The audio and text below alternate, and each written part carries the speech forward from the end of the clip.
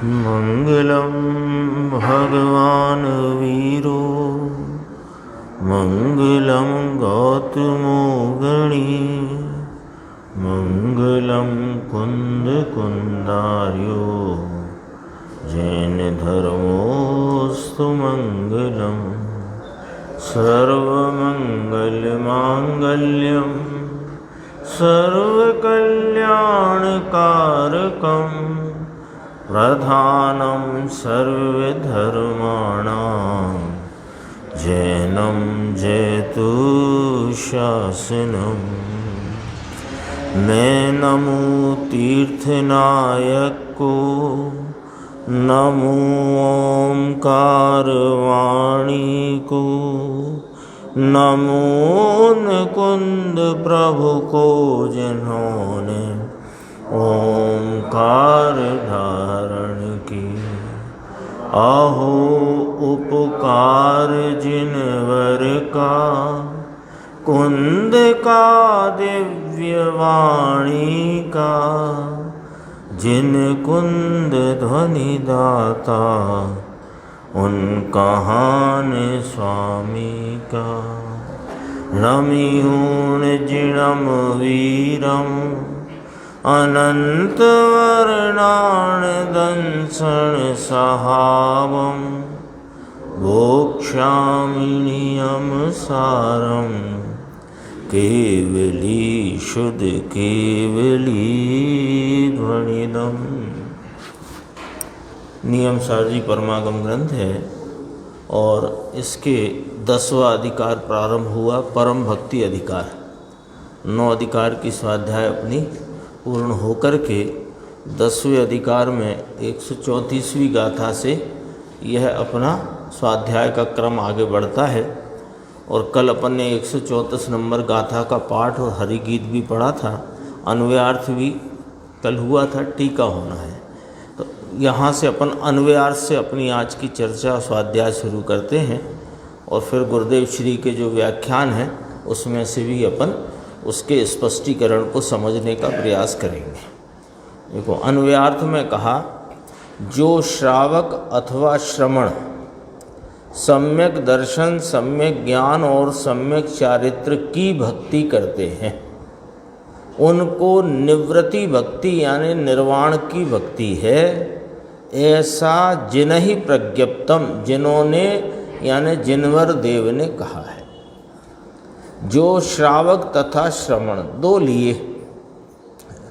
ऐसे यदि अपन देखते हैं तो शुद्ध रत्नत्रय के धारक चौथे गुण स्थान वाले भी हैं, 5वें गुण स्थान वाले श्रावक भी हैं और 6वें 7वें गुण स्थान तथा आगे के गुण स्थानों में वर्तने वाले मुनिराज भी हैं।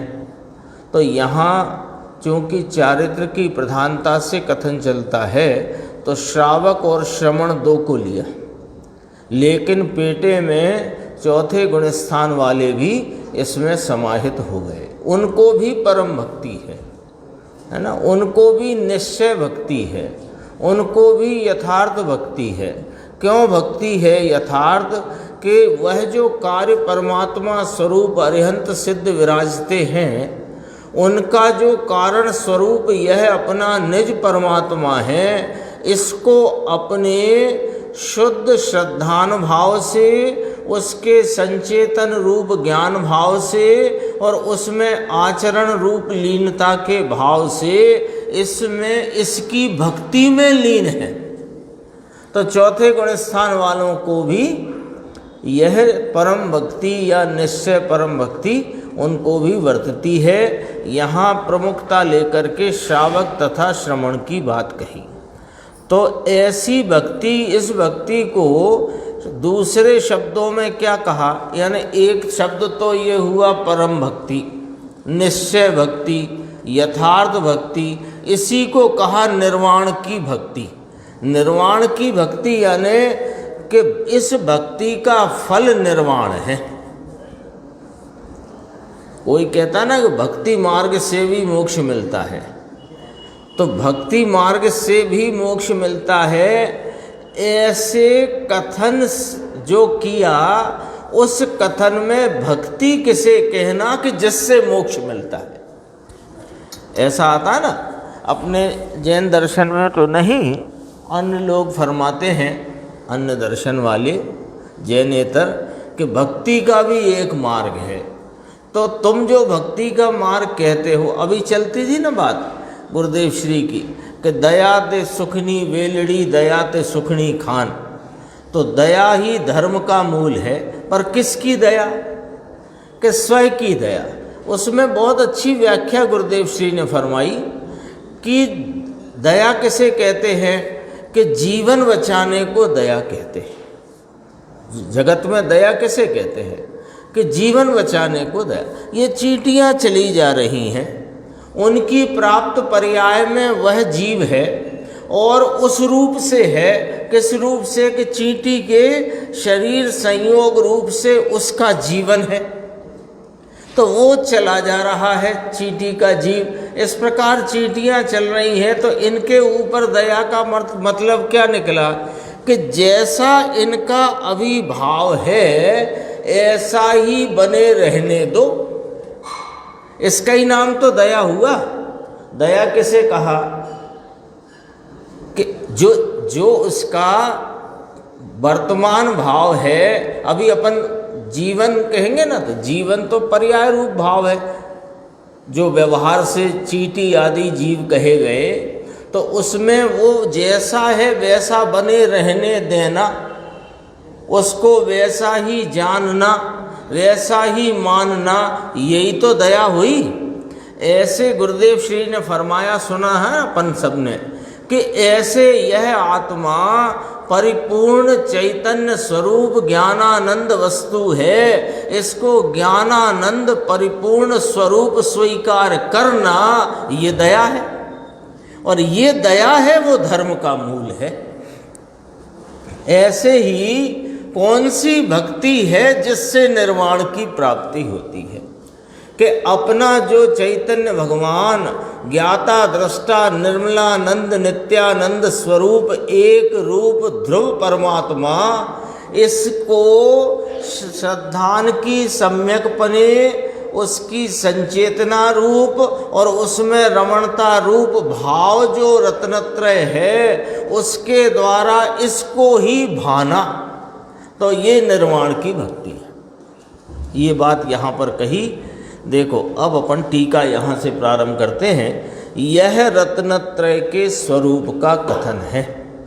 तो रत्नत्रय के स्वरूप में रत्नत्रय क्या है निर्देश भाई? पर्याय है, पर्याय है रत्नत्रय, है ना।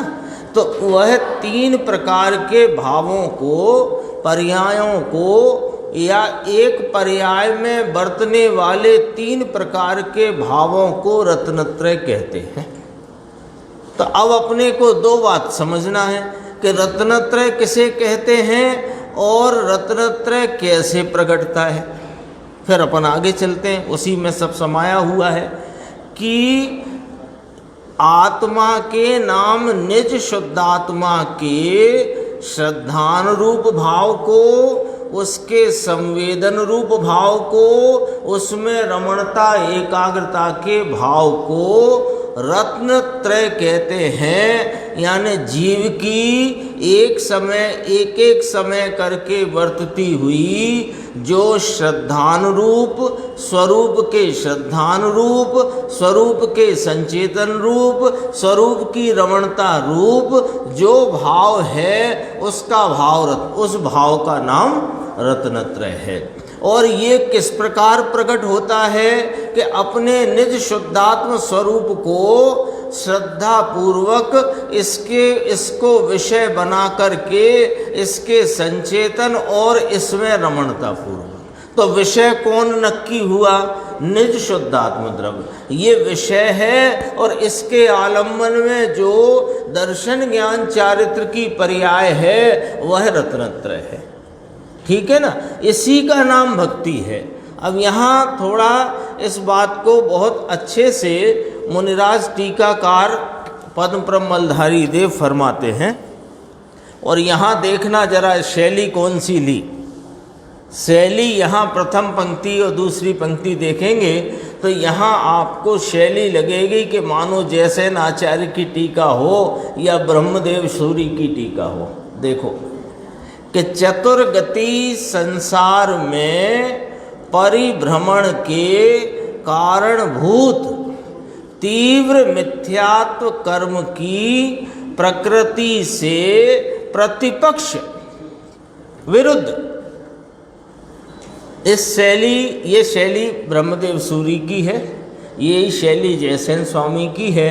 और इस शैली में यहाँ किस प्रकार कथन है कि यहाँ पर इतिहास बता करके उससे छूट करके निर्वाण की तरफ जो चल पड़े हैं, निर्वाण भक्ति कहा ना इसको, परम भक्ति अधिकार है, निर्वाण की भक्ति कहा इसको। तो जो निर्वाण की ओर चल पड़े हैं, तो कौन चल पड़ा है निर्वाण की ओर?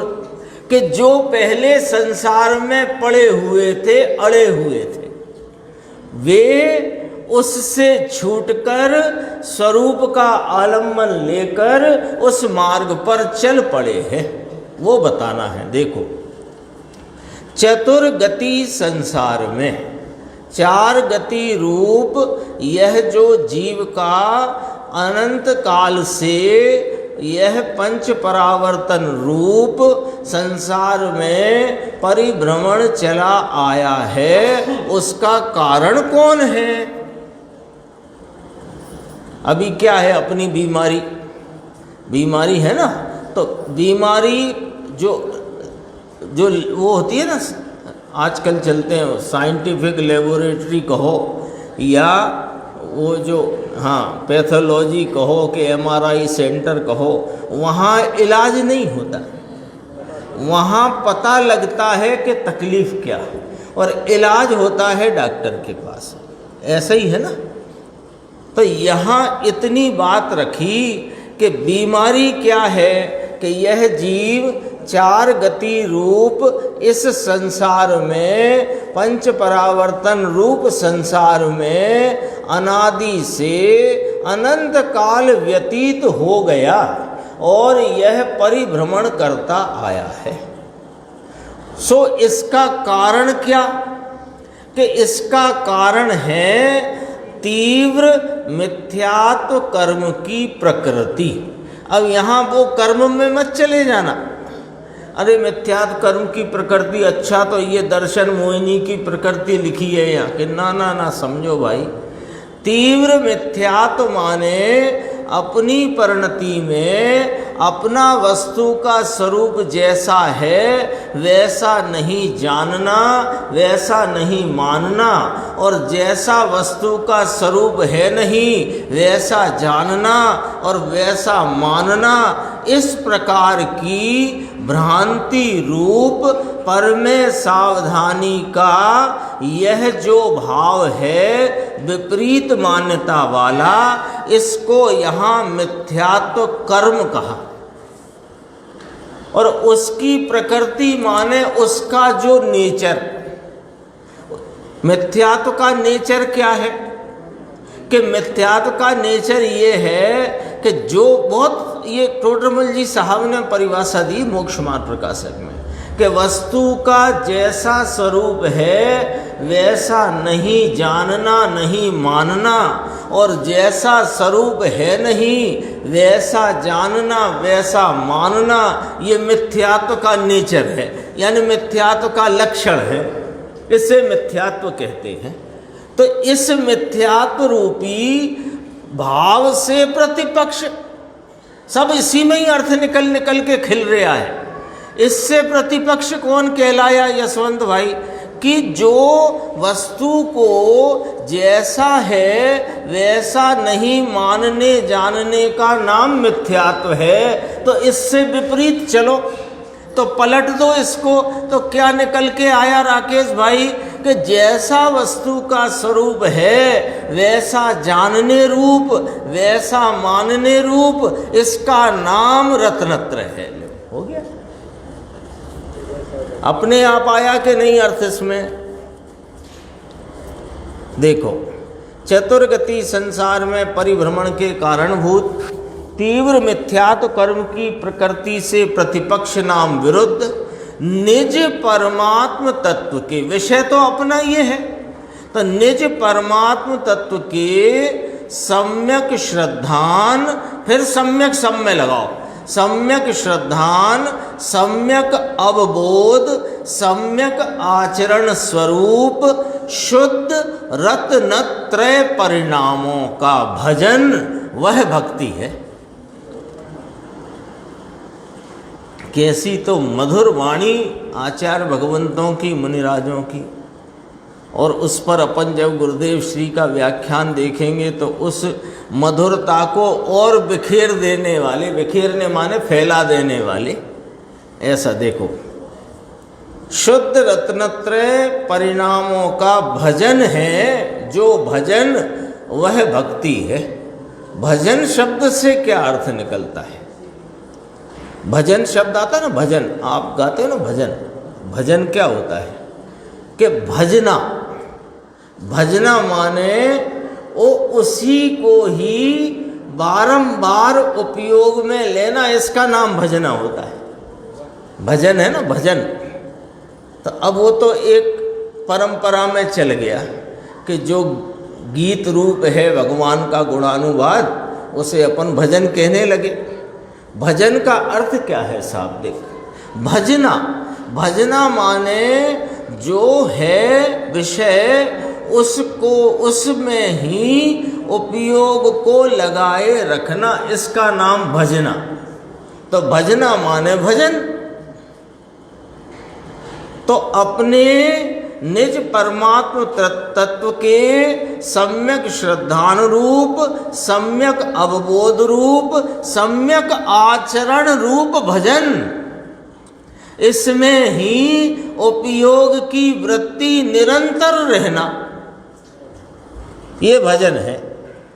सच पूछो तो ज्ञानी जन की भूमिका जब प्रारंभ हुई चौथे गुण स्थान में, वहाँ से ही निरंतर भजन चल रहा है। तो कहा साहब वो उपयोग तो बाहर में भटक जाता है, अस्थिरता बहुत है, अस्थिरता बहुत है। उपयोग अपेक्षा आपकी बात सही है, लेकिन दृष्टि अपेक्षा वह उसको ही भज रहा है, अपने स्वरूप को ही आप रूप भज रहा है, निरंतर भज रहा है। देखो, वह जो शुद्ध परिणामों का जो भजन, शुद्ध रत्नत्रय परिणामों का जो भजन, वह भक्ति है। इसी का नाम आराधना, ऐसा उसका अर्थ है। आ माने चारों तरफ से, राधना माने, राध है ना, राध होता है अपराध से उल्टा। राध शब्द है वो अपराध, अप लगा करके राध का उल्टा विलोम शब्द बना है। तो अपराध दोष रूप है और राध निर्दोष भाव है। तो पर चारों तरफ से इस निर्दोष स्वरूप आत्मा को निर्दोष परिणति द्वारा देखना, जानना, इसमें लीन रहना, इसका नाम आराधना है। एक एक शब्द, कोई शब्द ऐसा आया है तो उसका भाव जरूर होता है, वाचक है ना, तो उसमें वाच्यपना क्या है वो शब्दार्थ से भी अपने को पकड़ में आना चाहिए। भजन और आराधना, अब विराधना की है, विराधना का विपरीत आराधना, और राधना भी वही विराधना है, विशेष रूप से अपराध। राध अपराध को कहते हैं, राध से विपरीत अपराध, और अपराध से विपरीत राध, आराधना, ऐसा उसका अर्थ है। अब कहते हैं कि ये भक्ति किनको है? तो पेटे में रखना अविरति सम्यक दृष्टि चौथे गुण स्थान वाले को, और मुख्यता यहाँ चारित्र की लेकर के दो लोगों को यहाँ शामिल किया, एक श्रावकों को और एक श्रवण नाम मुनिराजों को। ठीक है, तो कहते हैं एकादश पदी श्रावकों में, श्रावक के 11 पद हैं, जानते हैं सब, 11 प्रतिमा है ना, तो 11 प्रतिमा तो एकादशी पद, 11 पद वाले श्रावक, तो उनके 3 भेद यहाँ कहे मुनिराज पद्म प्रमलधारी देव ने। 11 प्रतिमाएं हैं कि नहीं सबको पता है, नीचे नाम भी आएंगे। नहीं यार पता है तो खुशी की बात है, नहीं पता है तो अभी रिवीजन हो जाएगा, चिंता की बात तो है नहीं। 11 पद जो 11 प्रतिमाएं श्रावकों की हैं उनके 3 भेद किए। 6 प्रतिमाओं तक जघन्य, फिर 7, 8, 9 मध्यम और 10वीं 11वीं प्रतिमा वाले उत्तम। तो क्या हुआ कि 6 जघन्य हैं। 6 प्रतिमाओं में वर्तते हुए 2 कषाय चौकड़ी की अभाव रूप स्थिरता को प्राप्त, उस वीतरागता को प्राप्त जो श्रावक श्रवणोपासक हैं वे 6 प्रतिमा वाले जघन्य श्रावक हैं। और 7वीं 8वीं 9वीं प्रतिमा में जो वर्तते हैं वे मध्यम श्रावक हैं, और 10वीं 11वीं प्रतिमा में जो वर्तते हैं वे उत्तम श्रावक हैं। नीचे फुटनोट में पढ़ते हैं बंदे को, एकादश पदी जिनके 11 पद, अपन प्रतिमाएं कहते हैं, तो प्रतिमा शब्द आया शास्त्र में उसके लिए। एक ऐसा इसका एक समझो विनोद, हास्य विनोद बन गया। क्या हुआ कि कोई कार्यक्रम चलता था तो उन्होंने कहा कि ये फला लोग आज प्रतिमा अंगीकार करेंगे, प्रतिमा लेंगे। तो ज़्यादा भाषा बहुत परिमार्जित नहीं थी, तो कहा कि फला व्यक्ति प्रतिमा लेंगे। तो उन्होंने कहा लेंगे, तो उन्हें स्टेज पे बुलाया, नाम पुकारा, इनने 5 प्रतिमाएं ली, इनने 6 प्रतिमाएं ली, इनने 4 प्रतिमाएं ली, इनने 2 प्रतिमाएं ली। अब वे नीचे उतर के आ गए। तो उनने कहा कि हमने सुना है तुमने 2 प्रतिमा ले ली हैं। अब पता नहीं इनने कहा है कि ले ली हैं, अब हमें तो कुछ दी नहीं है, कोई प्रतिमा तो हमें मिली नहीं है। ये दशा है, ये दशा है, पता नहीं है। तो क्या कहा, वे प्रतिमाएं पद हैं, वे पद हैं, और उन पदों का यहाँ देखो ब्रैकेट में सब इसी में मिलता है, गुणानुसार भूमिकाएं। गुणानुसार माने क्या, श्रावक का क्या गुण है। अब अपन इस पे भी विचार करो, श्रावक का क्या गुण है कि श्रावक कहते उसको हैं जिसने अपने स्वरूप के सम्यक श्रद्धान भान आचरण पूर्वक स्वरूप की लीनता स्थिरता बढ़ा करके विशेष स्थिरता प्राप्त की है, और 2 कषाय चौकड़ी की अभाव रूप दशा को प्राप्त किया है।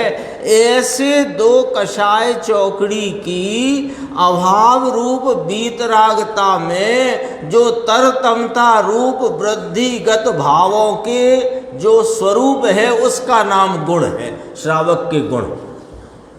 ठीक है, तो श्रावक के गुणानुसार वे भूमिकाएं हैं 11 प्रकार की। देखो, श्रावकों के नीचे प्रमाण में 11 पद हैं।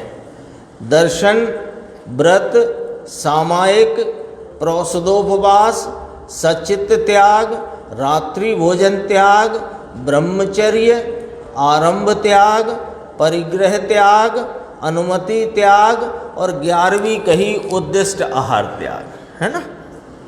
पहली कही दर्शन प्रतिमा। दर्शन प्रतिमा माने सम्यक दर्शन तो है ही, सम्यक दर्शन को दर्शन प्रतिमा नहीं कहते, ये बात समझ लो सब लोग अच्छी तरह। सम्यक दर्शन को दर्शन प्रतिमा नहीं कहते। सम्यक दर्शन हुआ है, उसके बाद स्वरूप का विशेष आलम्बन लेकर जो स्थिरता बढ़ गई है, 2 कषाय चौकड़ी की अभाव रूप स्थिति वीतरागता प्रकट हुई है, तब जो व्रत लेने को उद्यत होता है उसका नाम, अभी व्रत लिए नहीं, व्रत 2 नंबर पे लिखा, पढ़ो निर्देश भाई, सो मत पढ़ो, व्रत कहाँ लिखा? 2 नंबर पे। तो व्रत कब शुरू हुए?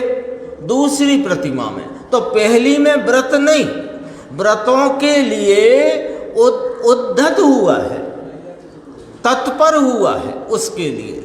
उसमें अष्टमूल गुण आदि का उसने अंगीकार करके, और उसको कहते हैं व्रतों का प्रवेश द्वार। पहली प्रतिमा, दर्शन प्रतिमा। सम्यक दर्शन तो पहली चीज है। आप पहले इतना ये वाला सेंटेंस तो यहाँ रख लो कि अपने निज परमात्म तत्व के सम्यक श्रद्धान, सम्यक स्वस्वरूप संचेतन और उसमें लीनता पूर्वक जो विशेष स्थिरता बढ़ा करके 2 कषाय चौकड़ी के अभाव रूप वीतरागता को प्राप्त किया है, वह श्रावक हुआ है। नहीं, वे बाल व्रत कहे उनको। बाल व्रत जानते हो ना? तो अभी आखा तीज आती है तो बच्चे गुड्डा गुड़ियों की शादी किया करते हैं, तो 200-500 ग्राम नुक्ती भी बना के आपस में खा पी लेते हैं। कितनी शादियां हो जाती हैं उस दिन। बाल व्रत है वो, कोई व्रत नहीं। व्रत यहां लिखा, दूसरा पद, प्रतिमा शब्द नहीं लिखा, मैं नहीं बोल रहा हूं। हाँ,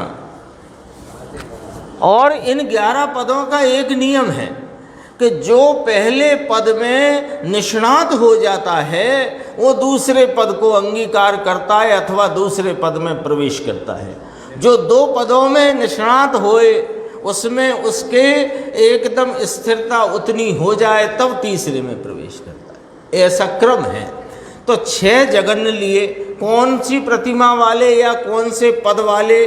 दर्शन, व्रत, सामायिक, प्रोसदो उपवास और सचित त्याग और रात्रि भोजन त्याग। इसका विस्तार पढ़ना हो तो कोई श्रावकाचार में पढ़ सकते हैं, रतनकंठ श्रावकाचार में भी है, श्रावक धर्म प्रकाश जो गुरुदेव के प्रवचन है उसमें भी है। अब देखो, मध्यम जो लिया श्रावक का, ब्रह्मचर्य प्रतिमा यानी ब्रह्मचर्य पद, आरंभ त्याग और परिग्रह त्याग। ठीक है ना? आरंभ त्याग में खुद रसोई आदि नहीं बनाता, बहनें हो तो, भाई हो तो, व्यापार धंधा नहीं करता। परिग्रह त्याग उसका परिमाण होता है। मंदिर बनाना भी आरंभ है, तो वो भी नहीं। परिग्रह त्याग।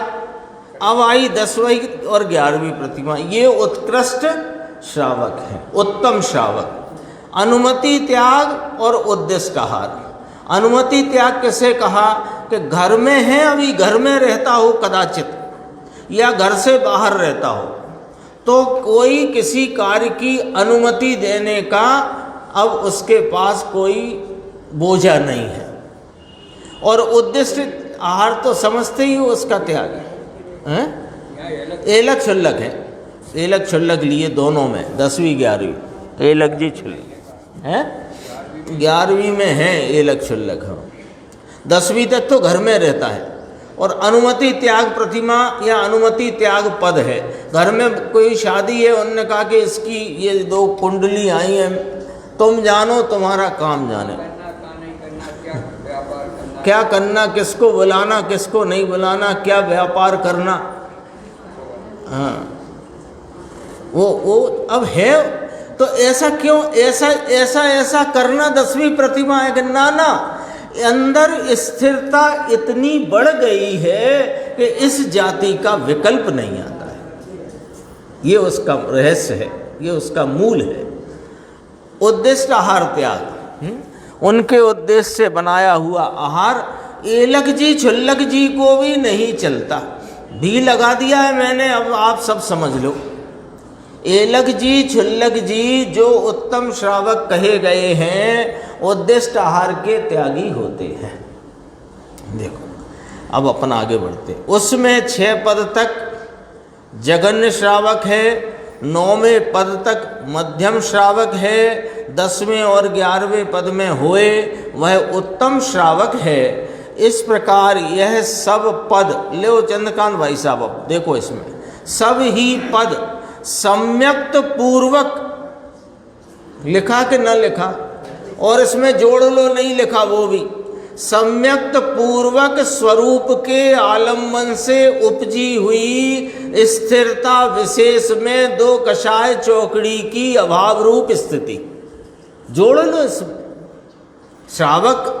फिर चौथे पांचवें गुणस्थान का फर्क काहे से गिनना, बताओ आप काहे से गिने चौथे पांचवें का फर्क?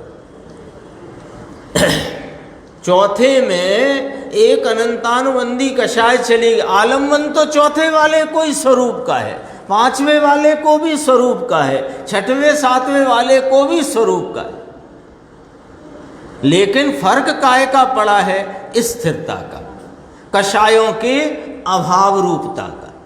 देखो और फिर क्या लिखा, हट बिना की सहज दशा के हैं ये 11 पद, हट नहीं है, हट बिना की सहज दशा है।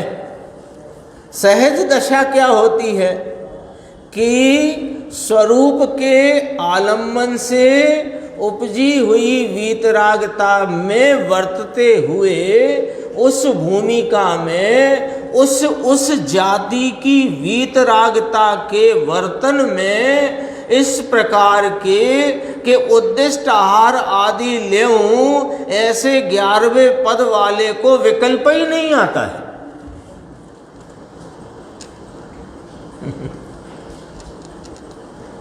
हट बिना की सहज दशा के हैं, ये ध्यान में रखने योग्य है, ये बात गांठ बांधकर रखने योग्य है, ख्याल में लेने योग्य है। देखो अपनी टीका चलती थी, एकादश पदी श्रावकों में जगन्य 6 हैं, मध्यम 3 हैं, उत्तम 2 हैं। ये सब शुद्ध रत्नत्रय की भक्ति करते हैं। पहले किसकी बात करी? श्रावक की करी, है ना। अब आगे किसकी करी? ऐसे ही भव भय भीरु मुनिराज को ऐसा विशेषण लगाया। तो क्या मुनिराज के पहले की अवस्था में जो रत्नत्रय में वर्तने वाले मोक्ष मार्गी आराधक हैं, क्या वे भव भय भीरु नहीं हैं? के हैं, लेकिन मुनिराज के स्थिरता विशेष बढ़ गई है, तो वो विशेषण लगाया भव भय भीरु। फिर कहा परम निष्कर्म वृत्ति वाले, परम निष्कर्म परिणति वाले, परम निष्कर्म परिणति। निष्कर्म कर्म किसे कहना? रागादि रूप वृत्ति को कर्म कहा। तो उस रागादि रूप वृत्ति का निश माने नहीं, तो रागादि रूप वृत्ति का परम रीति से नहीं है जिनकी परिणति में अल्प रागादि है। मुनिराज है ना, तो कितना रागादि शेष है? एक संजुलन संबंधी रागादि शेष है, अल्प रागादि है। तो देखो परम निष्कर्म परिणति वाले वे मुनिराज हैं कैसे? परम तपोधन। इसकी व्याख्या पहले की गाथाओं में आ गई है। उनके पास अनंत वैभव जो आत्मा का है और उसमें लीनता रूपी जो तप है, ऐसा धन उनको प्रगट पर्याय में मौजूद है, विद्यमान है। परम तपोधन भी लिया ना, ऐसे ही तीसरी ऊपर 203 पेज दूसरी पंक्ति का अंतिम शब्द ऐसे ही, फिर यहाँ मिलाना भी। श्रावकों की बात कही थी, ऐसे ही मुनिराज परम तपोधन भी शुद्ध रत्नत्रय की भक्ति करते हैं। लो साहब, शुद्ध रत्नत्रय तो संवर निर्जरा पूर्वक होता है, अथवा संवर निर्जरा ही शुद्ध रत्नत्रय में गिनी जाएगी। तो संवर निर्जरा की भक्ति करते हैं।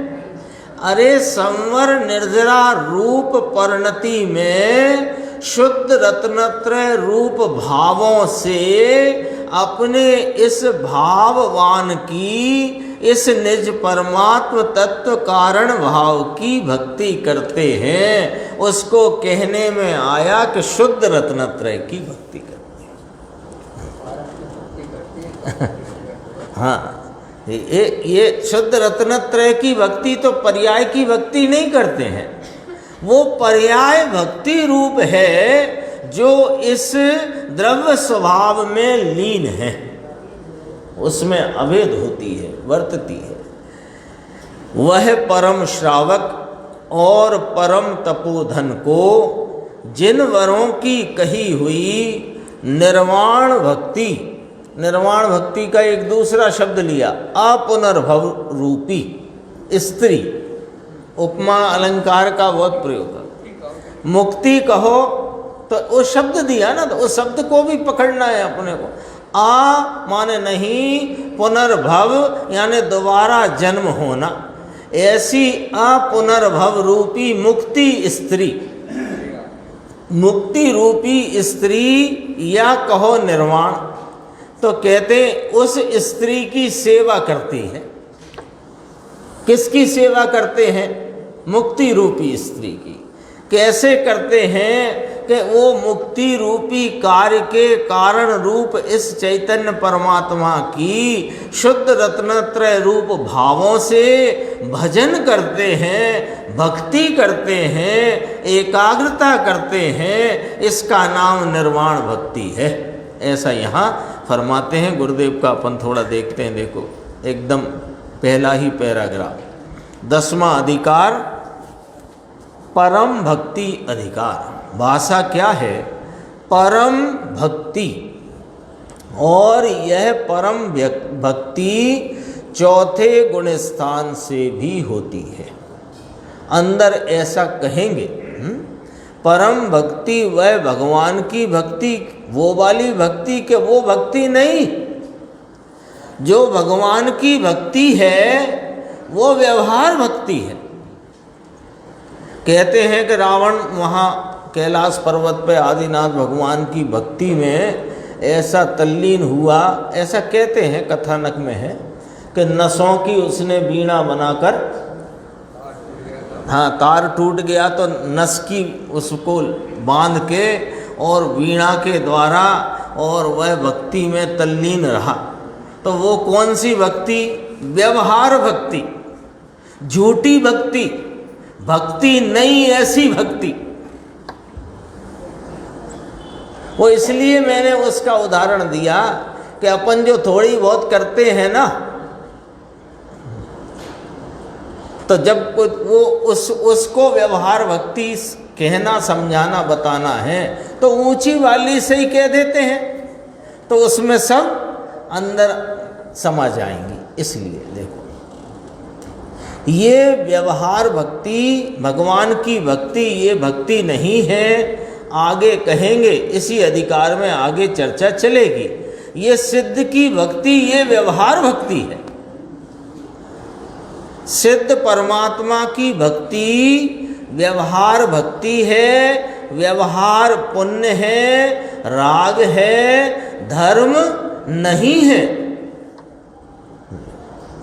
सिद्धों की भक्ति भी धर्म नहीं, अरिहंत की भक्ति भी धर्म नहीं, आचार्य उपाध्याय साधु की भक्ति भी धर्म नहीं। अरे पर पदार्थ के या पर द्रव्य के ऊपर लक्ष्य करके भले ही कषाय की मंदता रूप परिणमन होता होए, वह धर्म नहीं हो सकता। होती है लेकिन धर्म नहीं होता है।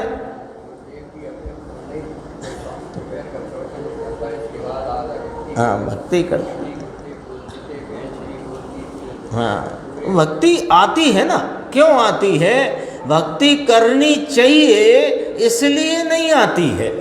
भक्ति इसलिए आती है कि जो मुझे अनादिकाल से नहीं मिला था, हे प्रभु आपने मुझे उसका एड्रेस बताया है, उसका पता बताया है, उस तक पहुंचने की कला और विधि बताई है, तो आपसे बड़ा उपकारी इस जगत में कौन होगा।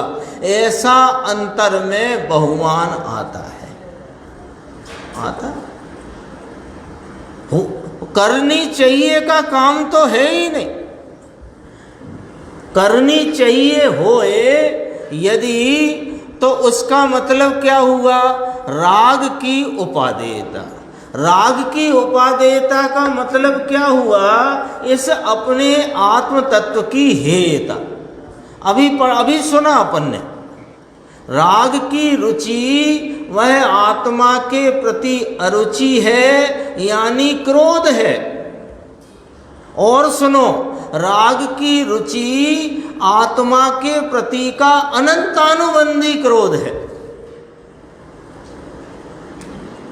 लो, भक्ति अधिकार चलता है और भक्ति की बात चलती है, और भक्ति है तो हाँ भक्ति है। कौन सी भक्ति उपादेय है कि इस निज परमात्म तत्व के सम्यक श्रद्धानुरूप, इसके सम्यक स्वरूप संचेतन रूप, इसकी एकाग्रता रूप जो परिणति की धारा है, वही इसका भजन है, वही भक्ति है, वही निर्वाण का फल देने वाली है। लिखा है इसमें, अपन ने पढ़ा है, देखो।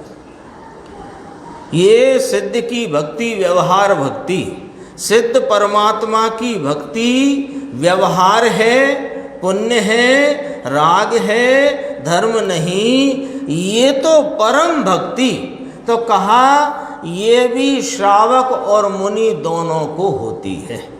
कोई ऐसा कहे कि परम भक्ति सम्यक दर्शन ज्ञान चौथे गुण स्थान में होए, लेकिन इसको आचरण नहीं होता, स्वरूपाचरण नहीं होता, यहाँ कहते हैं ऐसा नहीं है भैया, उसको भी स्वरूपाचरण होता है, क्योंकि बिना स्वरूप में लगे हुए ध्यान का भाव प्रगटे हुए बिना सम्यक दर्शन भी नहीं होता, सम्यक ज्ञान भी नहीं होता। रत्नत्रय की प्राप्ति जो चौथे गुण स्थान में हुई, वहाँ भी स्वरूपाचरण है, शुद्ध उपयोग है, और यह परम भक्ति है। लेकिन यहाँ विशेष भाव की अपेक्षा, विशेष स्थिरता की अपेक्षा से श्रावक और मुनि को लिया गया है।